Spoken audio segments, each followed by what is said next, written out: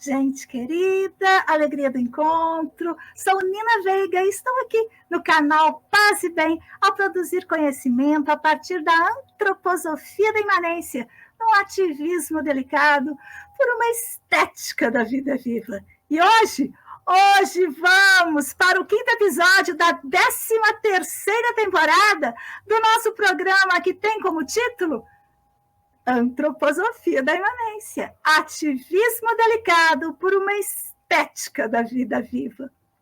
O tema dessa 13ª temporada é espiritualidade como humanismo, humanismo como espiritualidade.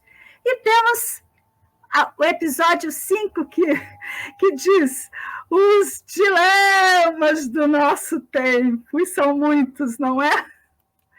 Quem vai trazer esse tema para nós é o historiador, sociólogo e pedagogo, mestre e doutor em ciências sociais, especialista em pedagogia Waldorf, professor de classe na Escola Waldorf, João Guimarães Rosa, o professor doutor Yuri Rodrigues da Cunha e... Opa, não vou repetir nada disso. Copiar e colar não é uma boa técnica, gente. Eu vou dizendo, eu fiz um recorte da ementa que diz a relação entre sujeito e objeto sem a dominação de um sobre o outro. Esse fundamento é justamente uma lógica de pensar a relação do ser humano com o mundo, semelhante a cosmos-visões de diferentes povos e culturas em seus diversos saberes de espiritualidade. E, nesse episódio 2, o professor trará espiritualidade como humanismo e humanismo como espiritualidade, os dilemas de nosso tempo. Vamos chamar, então, o nosso professor aqui, deixa eu ver como é que é, assim e assim, e assim. É uma manobra digital. Seja bem-vindo, Yuri querido, ao nosso 5º episódio. Está terminando a série, eu adorei a companhia. Foi a primeira vez aqui no nosso programa do canal Paz e Bem que eu tive uma companhia. Muito bem, Yuri, querido, como você chega?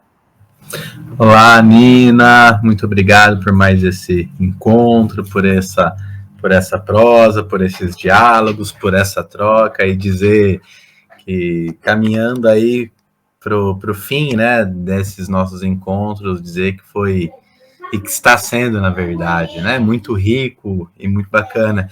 E chego animado, a fim de refletir, conversar e trocar um pouco sobre o tema de hoje, né? Os dilemas de nosso tempo, espiritualidade como humanismo e humanismo como espiritualidade, os dilemas de nosso tempo. Porque... E a gente já está escutando umas vozinhas aí, são as nossas companheiras. Nós gravamos o nosso programa à tarde e as meninas estão aí, as queridas. Fala o nome de novo para a gente lembrar. Da Antônia e da Manuela. E hoje elas estão lá, fazendo bolinho de chocolate lá, recheando e coisa e tal. Daqui a pouco aparecem por aí. Por aqui. Muito bem, querido. Vou te deixar, então, com a palavra. Vou aumentar o seu tamanho aqui. E estou aqui te escutando.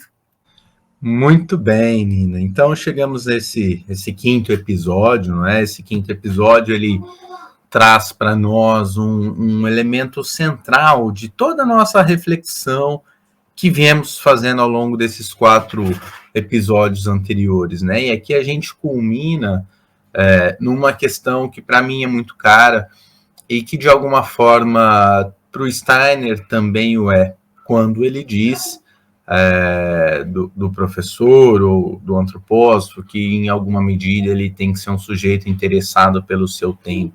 E o que nos diz esse nosso tempo, não é? O que demanda de nós? Quais são as questões que nós temos que lidar no nosso tempo? E como você bem disse na apresentação, são muitas. E evidentemente, né, é sempre um recorte a partir de um olhar que a gente faz dessa realidade.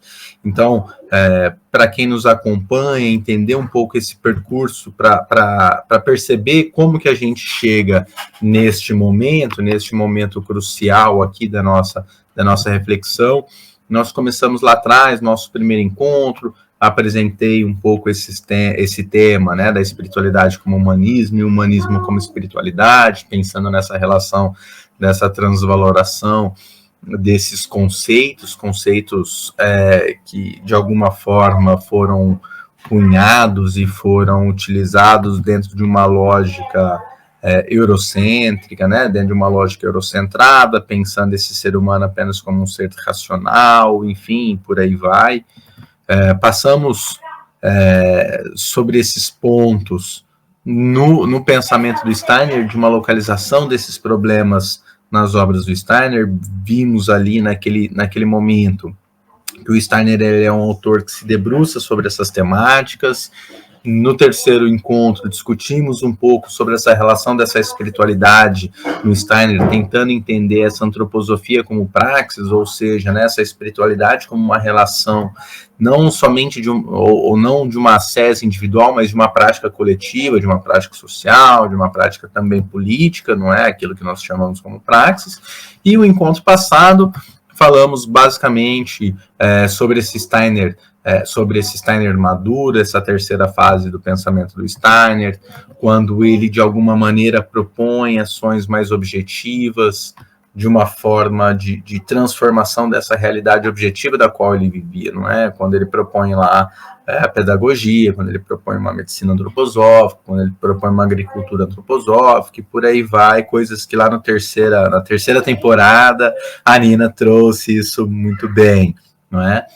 E hoje a gente chega nesse ponto, espiritualidade como humanismo e humanismo como espiritualidade e os dilemas de nosso tempo. Então, para a gente olhar um pouco para essa questão, o que nós viemos debruçando sobre até aqui, entendendo espiritualidade e humanismo, é de pensar o que é essa espiritualidade como uma espécie de um lugar que vai entender esse ser humano como esse ser que sente, que pensa, que age, não é? Esse ser humano que, de certa forma, está imbricado nessas relações sociais do qual ele faz parte, e que esse humanismo ele não deve ser autocentrado numa lógica ocidental, mas de que maneira também que essas outras cosmovisões elas nos ajudam a pensar o nosso tempo, nos ajudam a pensar o nosso mundo e nos ajudam a pensar nós enquanto seres humanos.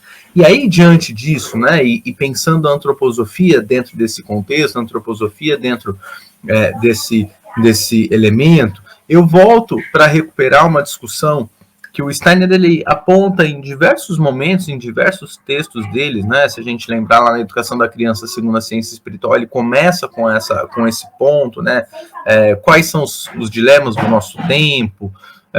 E aí você tem lá a pedagogia como questão social, né? Você tem outros textos, né? Trimembração da questão social, futuro social, são livros e conferências que o Steiner, ele de alguma maneira se dedica sobre as questões do seu tempo, tentando entender e tentando propor formas de atuação que de alguma maneira... Pode colocar, só por água, isso. Não, de comer, eu vou ter que procurar suco. Tá bom, vai lá, pode procurar.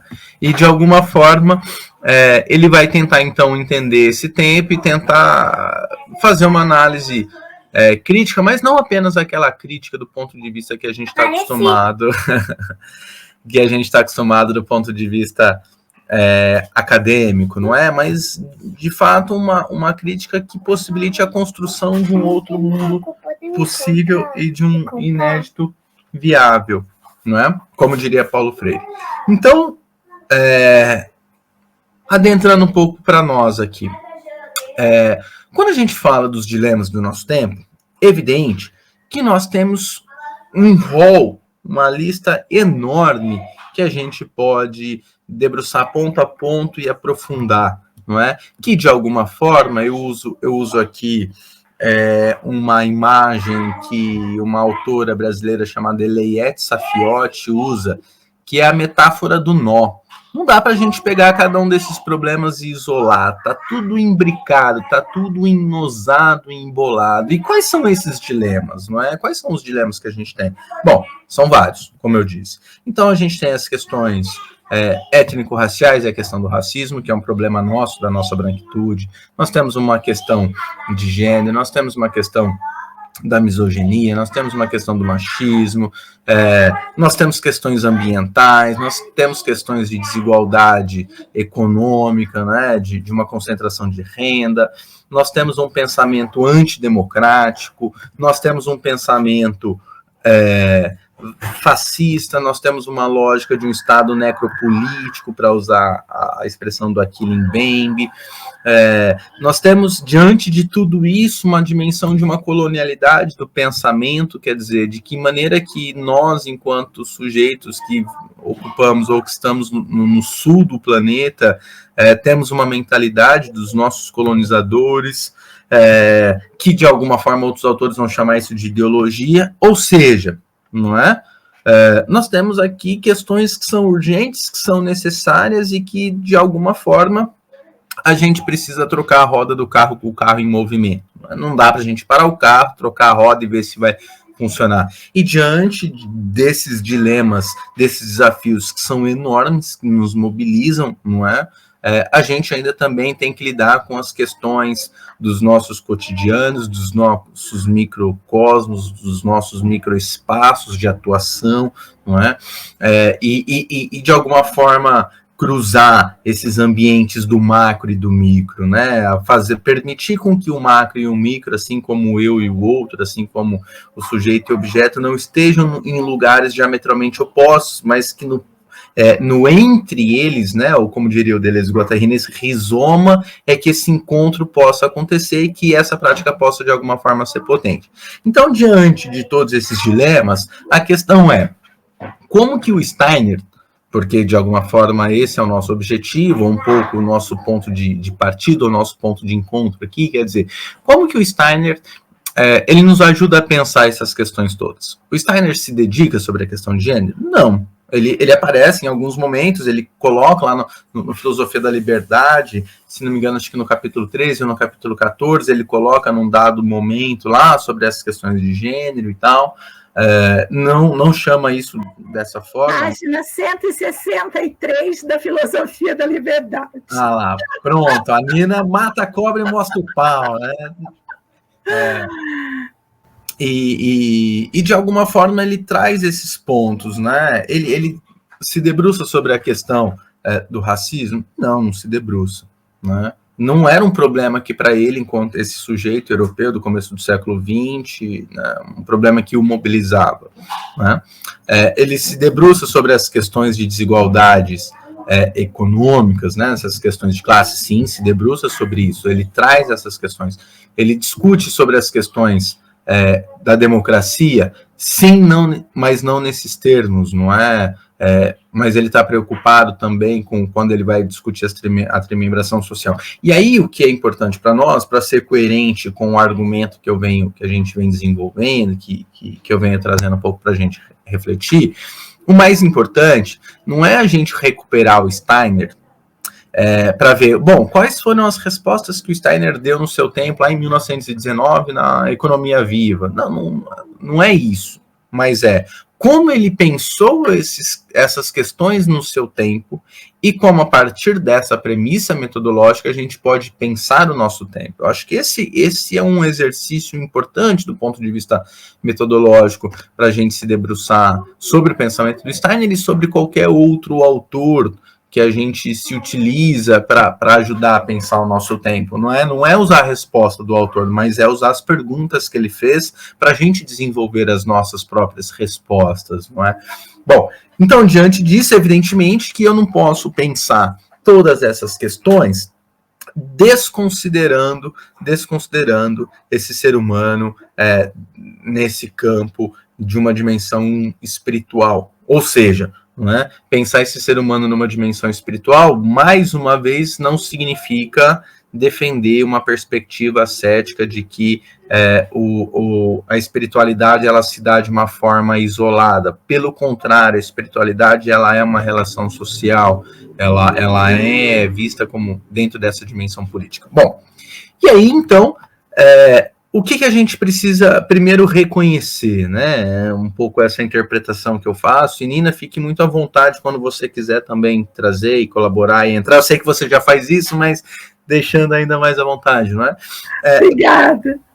Primeiro de tudo, acho que um ponto-chave que eu considero, né, ou dentro de leituras que eu faço, é a gente ter uma consciência, uma autoconsciência das nossas próprias limitações, dos nossos próprios instrumentos ideológicos, dos nossos próprios lugares onde estamos, não é? E evidentemente que, diante disso, eu, enquanto um homem branco, eu vou discutir e vou refletir sobre o racismo a partir de que lugar? A partir do lugar desse pacto da branquitude que eu ocupo. E claro que, quando eu vou falar disso, quando eu vou falar de pacto de branquitude, quando eu vou falar desses elementos, como que isso se vincula ao pensamento do Steiner? Olha, o Steiner não nos sugere que nós devemos ser sujeitos atentos ao nosso tempo, não nos sugere que devemos ser sujeitos conscientes do que acontece no nosso tempo e olhando, né, para esse nosso tempo e percebendo quais são os impulsos do futuro que emergem no nosso tempo. Isso ele coloca lá naquela obra Os Sintomas da História Moderna, né? A gente precisa, de alguma forma, permitir com que esse novo emerja. A gente precisa fazer, de alguma forma, ajudar com que esse espírito do futuro ele possa encarnar no nosso tempo. E claro que, se a gente levar em consideração essa perspectiva de uma época de uma alma da consciência, o elemento fundamental e essencial tem a ver com essa própria dimensão da autoconsciência, da consciência de si, e de um desejo individual, né, dessa busca ao Cristo, para usar aqui, ficar nos termos antroposóficos, não é?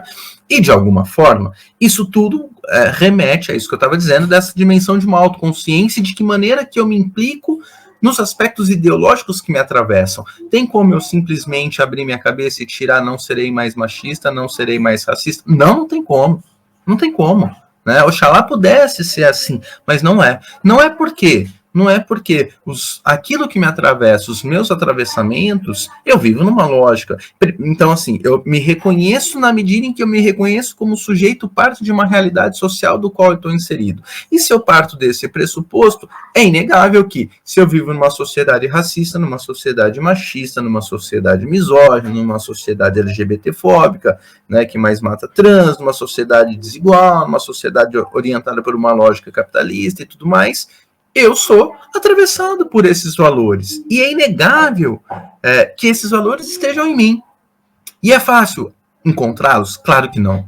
Claro que não. A gente não coloca a mão, nossa, olha só. Não, é um processo muito sutil, sobretudo porque, de alguma forma, a gente, aquelas questões, ou aqueles elementos mais estereotipados e mais escrachados, né? Vou tomar o racismo aqui como um exemplo, em certa medida tem questões que são superadas, não é?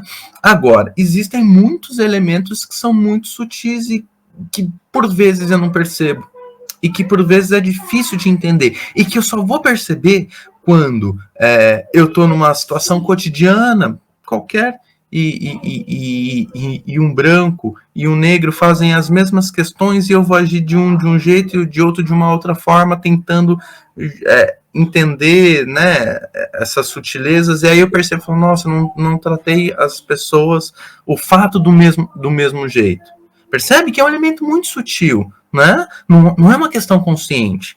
Então, isso, não é? A gente mexe com uma questão muito profunda. E aí, dá-lhe autoconhecimento, dá-lhe meditação, para a gente, de alguma forma, perceber isso. E lidar com isso é lidar também com elementos que nos incomodam, que nos machucam, que nos provocam. Ou seja, Então, dentro dessa perspectiva, né, que eu estou trazendo aqui para a gente refletir, para a gente pensar, é essa dimensão de uma autoconsciência. Então, a partir do momento em que eu me coloco nessa relação de uma autoconsciência, de que maneira que os meus pensamentos, a minha subjetividade, ela é constituída socialmente, então eu tenho que buscar os nexos entre o meu pensar e a relação social onde eu vivo. Ou seja, tá de alguma forma também neste entre. E quando eu busco essas conexões, eu tenho que tentar entender o que? Bom, a partir do momento que eu identifiquei, a partir do momento que eu percebi isso em mim, como que eu parto dessa dimensão de uma autoconsciência para uma dimensão de uma ação. E aí de uma ação atravessada por elementos eticamente orientados, não é? De que maneira que eu, consciente do meu próprio pensar, consciente das minhas ações, das minhas tarefas e dos dilemas que a gente tem no nosso tempo, a gente olha com equidade para as diferenças que socialmente foram construídas no nosso tempo. Né? E aí, como que, naquele mesmo exemplo que eu dei, né, como que de alguma forma eu preciso, ou eu posso, nas minhas ações, agir para que aquelas diferenças que foram historicamente construídas, por exemplo, do racismo, elas possam ser atenuadas e até enfrentadas e desaparecidas. Então, percebe que é uma questão muito, muito difícil, é um elemento, mesmo que difícil, necessário da gente fazer. E claro que isso tudo é uma demanda essencialmente do nosso tempo. O nosso tempo urge isso. O nosso tempo grita isso a todo instante, né? Não dá pra gente viver. A gente tirou a cor do M&M e fez com leite. Então não dá pra gente viver num tempo onde essas questões que estão colocadas, que a gente não as enfrente de maneira consciente, de uma maneira não só individual, mas que também, de alguma forma, nós estejamos alinhados politicamente, aqui eu não estou dizendo partidariamente, mas politicamente, com sujeitos que fazem desses programas projetos de sociedade. Para quê? Para que numa sociedade, para que esses impulsos do futuro, para usar os termos steinerianos, né, que esses impulsos do futuro, que tem a ver com essa ideia de liberdade, de igualdade, de fraternidade, eles possam, de fato, encarnar nesse nosso plano. E como que eles vão encarnar? Quando o nosso corpo social ele tiver aberto suficientemente para que esses impulsos possam prevalecer. E que elemento fundamental e essencial para lidar com liberdade, com igualdade, com fraternidade, que olhar a questão racial, percebe? Que olhar a questão de gênero, que olhar a questão de classe, esses elementos são fundamentais para que esse espírito do nosso tempo, ou essa essência daquilo que surgiu num dado momento na Revolução Francesa, elas possam estar na ordem do dia, não é? E claro que as respostas que eu vou dar, cada sujeito, e esse que é o interessante e o difícil da coisa, cada sujeito vai construir os seus próprios caminhos. Não adianta eu chegar e falar assim, olha pessoal, a partir de agora vamos todo mundo fazer isso, que a gente chega lá. Não chega. Eu posso chegar. A Nina, talvez não. Por quê? Porque a Nina vai buscar um caminho que é dela. E claro que vão ter lugares que vão ser sociais, coletivos, que a gente junto, nós vamos atuar? Sim, claro. Mas é como se existissem essas duas plataformas, do macro e do micro. Do macro a gente se encontra. Do micro, cada um está num próprio movimento. E nesse espaço entre esse macro e esse micro, a gente vai se constituindo, se reconfigurando e se reconstruindo enquanto sujeito. Então, vai lá, Nina. Não, eu estava, enquanto você falava, eu ficava pensando como que o mesmo conteúdo filosófico ele é apropriado por cada pessoa a partir da sua subjetivação. Por exemplo, você é um historiador e um doutor em ciências sociais.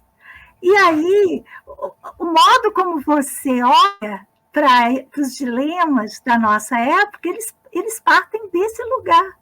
Isso é genial. Por exemplo, para mim, a mesma temática, ela se ancora em outro lugar.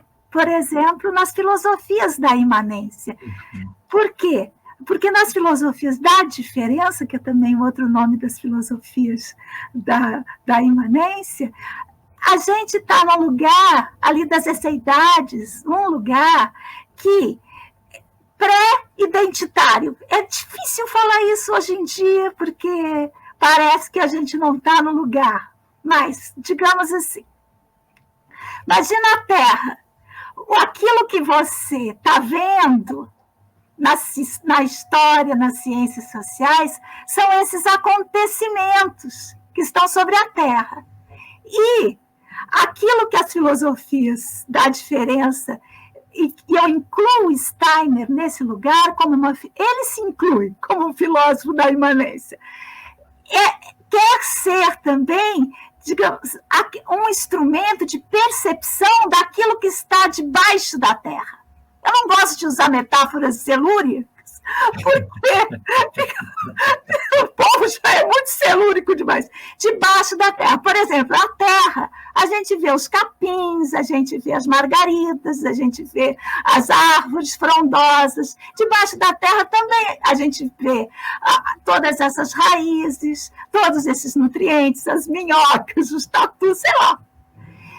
A diferença, ela habita num lugar de percepção daquilo que faz com que a margarida brote, que faz com que a árvore cresça. Ou seja, ela nos ajuda, e eu acho que o Steiner é genial nisso, porque através do goetheanismo, ele nos faz perceber as forças que estão, digamos assim, sendo representadas pelas formas. A forma de uma pessoa, a forma de outra pessoa, a forma de um grupo social, a forma de outro grupo social, são constituídas por forças que se expressam nessas formas. E aí, nesse sentido, quando a gente apura, eu também não gosto de usar o termo consciência, porque dá a impressão que é tudo na cabeça. Não, gente! É no corpo todo. É uma cosmopercepção. Você perceber o mundo e as forças que constituem. Por exemplo, as forças que constituem as relações humanas, elas são forças históricas, forças sociais, forças filosóficas, forças religiosas. Todas essas forças são forças, podem se constituir numa expressão de determinada sociedade humana. Ai, falei demais, mas é que me deu tudo e vem. Você começa a falar e me vem todas essas questões aqui. Muito bem, olha só, temos ainda alguns minutinhos para você finalizar.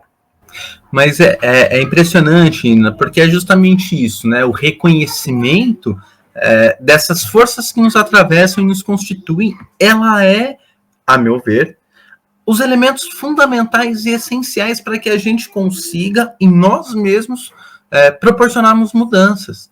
E na medida em que, né, vou usar um elemento do Steiner que quase vira um chavão, né, já virou até um chavão, que a gente não pode colocar em movimentos aquelas forças exteriores se nós, interiormente, não nos colocarmos... Sim, se a gente não se colocar em movimento, não é? Essa frase, ela virou um chavão, e por vezes ela não é compreendida, sentida e serve como um impulso de atuação na profundidade que ela tem, não é? Porque trazer isso à tona, colocar isso no palco, no centro do palco, é justamente reconhecer quais são essas forças que me formam, né? Quais são essas forças que me constituem, de quais campos em quais campos eu atravessei para que eu pudesse estar aqui hoje, né? E evidentemente que eu não posso não falar como um sociólogo, como um historiador, né? como um pedagogo. Não poderia falar de outro lugar que não esse, né? Desse lugar de pai, por aí vai, de professor, não é? Por quê? Porque foram justamente essas forças que me constituíram e são as quais que me constituíram, que me deformam, mas ao mesmo tempo me permitem pensar, e aí não só esse pensar mecânico, né, racionalista, consciente, como a Nina destacou, mas esse pensar que envolve a forma como eu atuo no mundo, a forma como o mundo me atravessa. Percebe? Porque aí a gente sai desse campo onde esse pensar, onde essa consciência ela é a responsável por tudo, não é? E se a gente for levar as últimas consequências desse argumento, a inteligência artificial, ela está mostrando que o nosso instrumento do intelecto, do pensar, a máquina ela consegue fazer operações muito mais rápidas do que nós e muito mais ágeis, ou seja, aquilo que supostamente foi visto como algo que era essencialmente humano, o pensar, a máquina, de alguma forma, né, a inteligência artificial, ela faz muito melhor do que nós, mais bem feito do que nós. É evidente que a gente pode dizer que a inteligência artificial, ela está no campo do Cronos, e não do Kairos, né? Ela está no tempo daquilo tudo que a gente alimenta ela, mas ela não anuncia o que vai vir, ela não está no tempo. Ela não tem devires. Ela não tem devires, ela não tem devires. Porque os devires dependem de outras potências que não só as intelectuais, não só os registros sonoros, os registros físicos de escrita, depende também dos afetos múltiplos que nós no mundo e o mundo possuem, porque os afetos não são só humanos, eles são terranos de todos esses seres que nos habitam. Yuri, querido, preciso te interromper, porque a gente já está no nosso limite de tempo. Eu quero agradecer demais ao professor Yuri Rodrigues da Cunha, dizer que todo o nosso acervo está no nosso site ativismodelicado.arte.br. Yuri, palavras finais, querido. É sempre uma alegria encontrá-la e ouvi-la e poder trocar com você, Nina, e dizer que é isso. Vamos perceber os nossos afetos, vamos perceber a nós mesmos e vamos vivenciar esse mundo de uma forma mais humana possível, não é? Sem esquecer das questões políticas do nosso tempo, as questões ambientais, as questões materiais, as questões éticas, as questões raciais e todas elas que estão envolvidas, e de que maneira que a gente articula essas grandes lutas políticas e essas grandes bandeiras que a gente defende, mas não só do ponto de vista discursivo, mas na minha relação interpessoal que eu estabeleço com todos aqueles que estão ao meu entorno. Eu acho que esse é o grande elemento-chave para nós, Nina. Olha só, eu acredito que nós vamos ter que fazer um outro programa, mas vai ter que ser um podcast, porque eu acho que a conversa, ela começa depois da primeira meia hora, sabe? Começa a dar aquelas ideias, aqueles insights, a gente começa a lembrar de coisas, e eu acho que no formato podcast, no nosso canal, a gente poderia soltar mais do formato aula. Então, já convido vocês, qualquer hora dessas a gente vai fazer, se o Yuri topar, um podcast para a gente conversar sobre as questões das filosofias da diferença, da imanência, junto às questões históricas e sociais. Yuri, querido, agradeço demais e sigamos juntos, pois assim somos mais fortes.